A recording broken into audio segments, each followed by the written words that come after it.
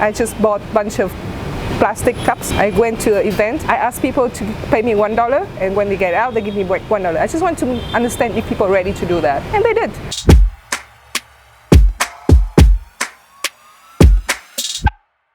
Welcome back, everybody. Rich Brubaker, Shanghai-based social entrepreneur. As you can hear in the background, we have busy Ho Chi Minh City swirling around us. I'm here with Lynn here, who's working on developing a reusable cup, reusable food packaging platform for her country. She gives some great tips for startup entrepreneurs, people looking at this space. You can be inspired by what's going on outside, but you have to make it practical to yourself, to your community, to your customers, to your country. As a starting point, like, can you introduce yourself to the community? My name is Ling. On my current project now is called Ayaka. We provide reusable cups at different coffee shops and restaurants. And you as an end user, you can come request for your takeaway drinks in our reusable cups, and you can return it at any location within our system. What got you involved in looking at the cup itself and building that business? I love ordering online food. I love it so much. It's so convenient, so cheap. I love it. I can choose so many things in one of my fingers. But after that, I see a huge, there's lots of plastics stuck at the door of my living room. So I was like, there's need somebody, instead of just complaining about it, I said maybe we can solve it. So I started with selling biodegradable packaging made from sugarcane fiber. It's a very popular product now in Thailand. Then I realized that the price is still high. That many local restaurants can't afford it, and it's still a single-use product. Like, you still have to import it and then you throw it away, and it's still waste, even though it's from another waste product. And so I was like, there must be a better way to solve that problem. So we have like 300 cups already circulate in one district and District 2 in Thailand, and we have seen quite good transactions, lots of exchange between the shops. And are these Vietnamese-owned shops? Are these foreigner coffee shops? Like, okay. First I thought that only foreigner expat owned shop would care, but actually no. Vietnamese shop owners actually see the point of saving costs using our system. So if the system works well, and it's actually working quite good, working toward that time, our system can help business can save more costs than even with plastic. For the customers that are sitting there, or is this for the delivery, for the takeaway? And then does the customer have to bring it back? So the user order the cups. If you want to borrow it, you need to place a deposit of 50,000 or $2. Then, because you know that it's $2, and you just keep it for yourself, fine, I have no problem. But if you return it, you know that you're going to get your money back 100%. And so how many are keeping and how many are bringing back? Many people love it so much. Like, I know I have seen people just like, I want 5. I want to buy for my family and then for my colleagues. And like, yeah, sure. Because you can take it to any store and use? Okay. So first you can take it to any store and use for sure, like your normal cups. But if you return to any location within our system, you get your 50,000 back or $2 back. So it's not buying. You don't own. You borrow it. Like, what are the big food delivery platforms here, and how are you trying to work with them already? Are they interested? Yeah, we have GrabFood interested in. They call it in, ask us how they can integrate their system to our system. Of course, the business model is still very new, not only in Vietnam but everywhere in the world. So we still figure it out what could be the best embedded technology that can track and keep records of all the cups. We also have big coffee chain came to us, try to figure out how they can work, how can we work together. So very fortunate to have all interest from different stakeholders. We really want to work it out.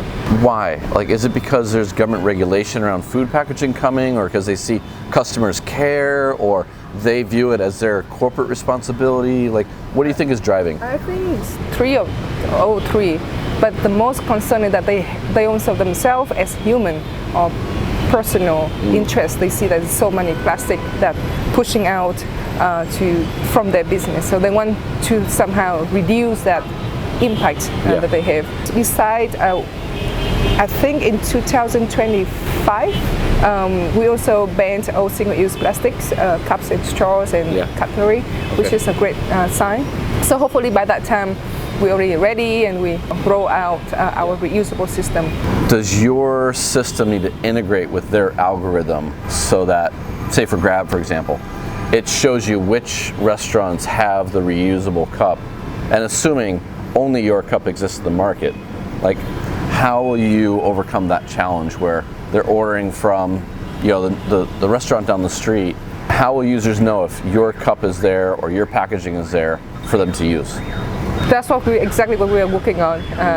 We don't know the answer yet. One solution we have thought of is using, I used to work in logistics, and I love logistics a lot. Yeah. So what I want to work right now is using RFID tracking system.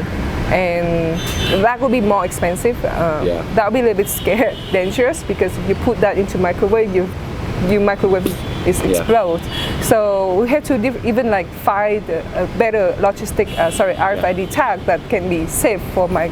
What are the big goals you have for the next 1 year, 3 years when it comes to the business or the product?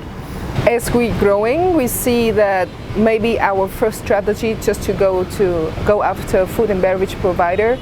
We have seen that it's a great way for our brand exposure or our initiative exposure.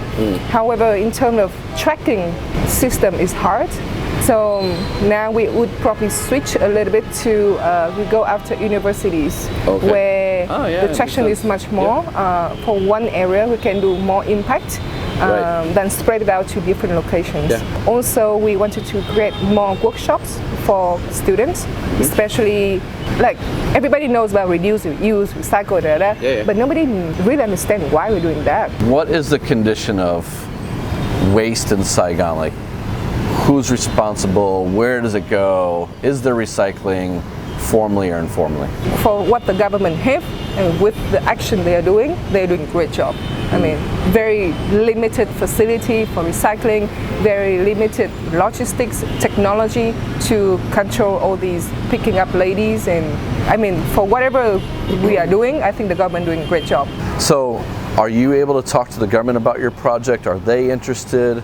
Is that a good channel for you to bring your message, bring your product forward? I wouldn't go directly to the government like, hey, just change everything, because we actually can't solve it. But if we have the government support for expositions and for media, that would be great. But you also mentioned that you looked at Germany, you looked at some other places kind of for product, for inspiration, for models. When you were looking at the work of those companies, of those organizations, how much did you take from them? Was it inspiration? Was it exact model? And then how much work did it take to really localize a locally relevant business model? Well, I would say the model I looked into very closely is RECYCLYING, the one from Germany. I think they're the first one, and they're very successful. They have over 2,500 locations.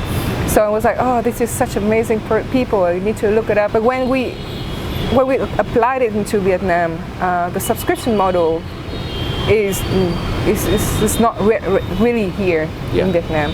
So even with business, and they see that they can save money. So after 2 months working with F&B, I say it's kind of working, but it doesn't really show much of the tractions.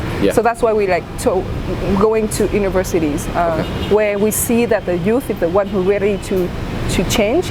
They get new information and they want to move forward, and they want to try.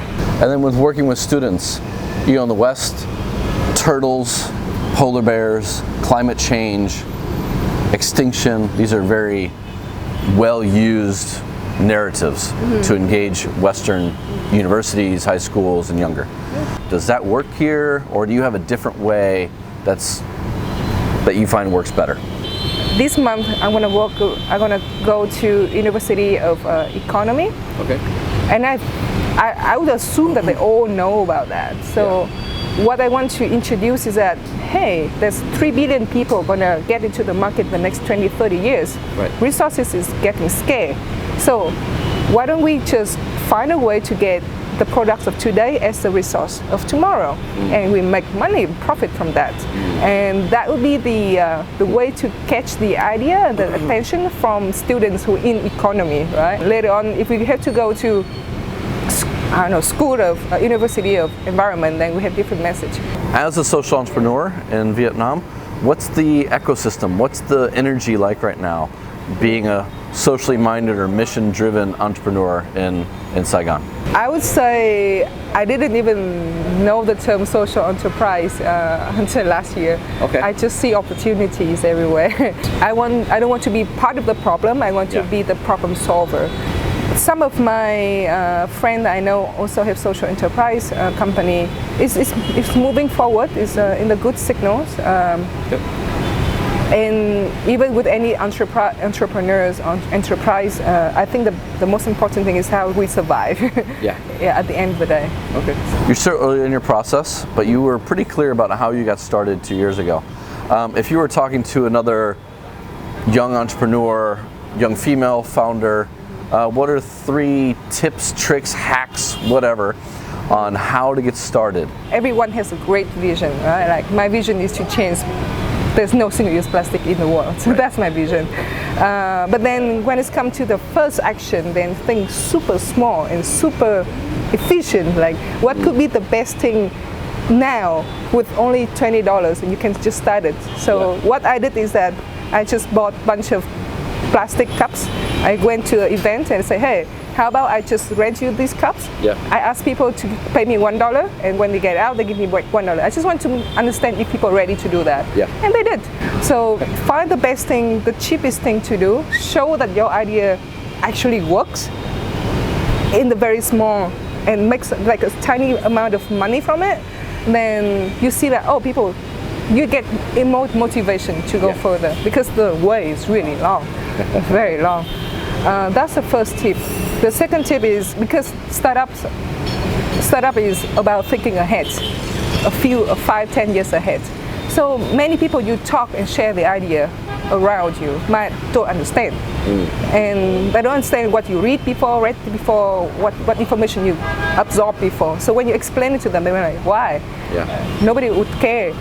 But that's the beauty of the startup because nobody understands what you're doing for now. So just try and try to like turn off that voice and just do it. The third thing is that as a female entrepreneur, I would say you have lots of pressure, especially in Asia, from the family. Like, oh, why don't you just get married and get a good job and stay home, don't do something crazy. And then you have to think that like, you have one life and it's your life. And you have the choice of doing what you like or the choice of living the life of people want you to live.